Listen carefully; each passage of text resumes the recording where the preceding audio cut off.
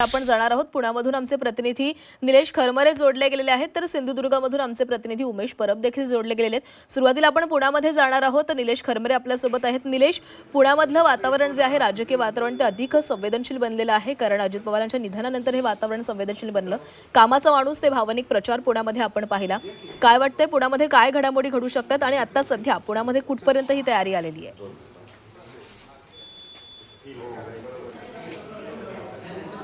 नक्कीच खरं तर पुणे प्रशासन पूर्णपणे सज्ज झालेलं आहे। विशेष करून या मिनी विधानसभेकडे जर बघितलं तर यंदाच्या निवडणुकीमध्ये आपल्याला शांतता आपल्याला पाहायला मिळाली।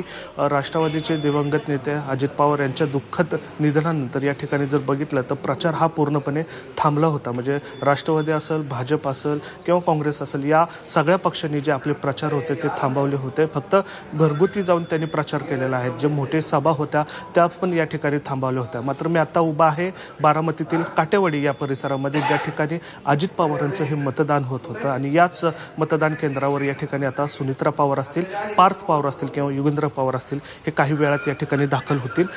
मतदान प्रक्रिया जी आहे ती पूर्णपणे या ठिकाणी झालेली आपल्याला पाहायला मिळत आहे। या ठिकाणी आपण पाहतोय की ज्या मतदान केंद्रावर गेल्या अनेक वर्षांपासून पवार कुटुंब मतदान करतं, त्याच मी काटेवाडीतील या प्राथमिक शाळेमध्ये आहे आणि या ठिकाणी जर बघितलं तर आता मशीन जी आहे ती सील करायचं काम या ठिकाणी सुरू झालेलं आहे। आता 7:30 वाजता या मतदान प्रक्रियेला सुरुवात होईल। जवळपास या पुणे जिल्ह्यामध्ये जर बघितलं तर 29,70,000 हे मतदार आहेत आणि ते आज मतदानाचा हक्क बजावतील। पुणे जिल्हा परिषदेचं जर सांगायचं झालं तर पुणे जिल्हा परिषदेमध्ये 73 हे जिल्हा परिषदेसाठी जागा आहेत आणि 146 जे आहेत ते पंचायत समिती आहेत। आणि यामध्ये जर प्रामुख्याने बघितलं तर 15 लाख हे पुरुष मतदान आहेत आणि 14 लाख ह्या महिला मतदान आहेत। त्यामुळं यावर्षी जर पंचायत समितीचा जर बघितला तर महिलांचा आकडा हा जास्त आपल्याला पाहायला मिळतो। त्यामुळंच पुण्यामध्ये जर इंदापूर जिल्हा परिषदेचा विचार केला तर सगळ्यात जास्त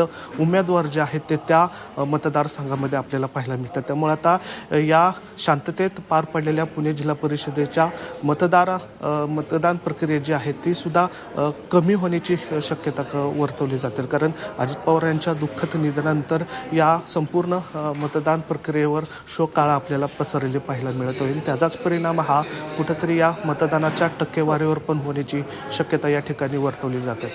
मात्र या ठिकाणी जर बघितलं तर ही मिनी निवडणूक बघितली जाते, मिनी विधानसभा बघितली जाते। त्यामुळे या निवडणुकीमध्ये पण येणं जवळपास 23,000 मनुष्यबळ जे आहे ते या कर्मचाऱ्यांनी या ठिकाणी लावण्यात आलेलं आहे प्रशासकीय म्हणून। आणि जवळपास बघितलं तर अनेक ठिकाणी मतदान केंद्रावर आपण जर बघितलं तर पोलीस प्रशासन जे आहे ते सज्ज केलेलं आहे। आता काही वेळातच या ठिकाणी काटेवाडीतल्या मतदान प्रक्रिया जी आहे ती सुरू होईल आणि या ठिकाणी आता आपण पाहतोय की यंत्रणा जी आहे ती पूर्णपणे सज्ज झालेली आहे आणि आता काही वेळातच म्हणजे अवघे काही 20 मिनिटं राहिलेली आहेत। निलेश, तर आपण पाहतोय मतदान केंद्रावर तयारी देखील पूर्ण झालेली आहे। अवघ्या काही मिनिटांमध्ये ही या ठिकाणी मतदान प्रक्रिया सुरू होईल।